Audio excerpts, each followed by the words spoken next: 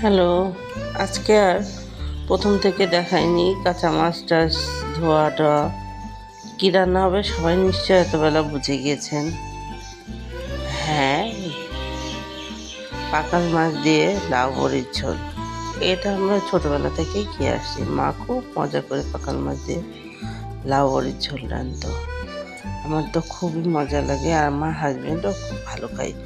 সে আবার বাঙালি রান্না খুব পছন্দ করে। সে পোলাও মাংসর থেকে এগুলো বেশি পছন্দ করে।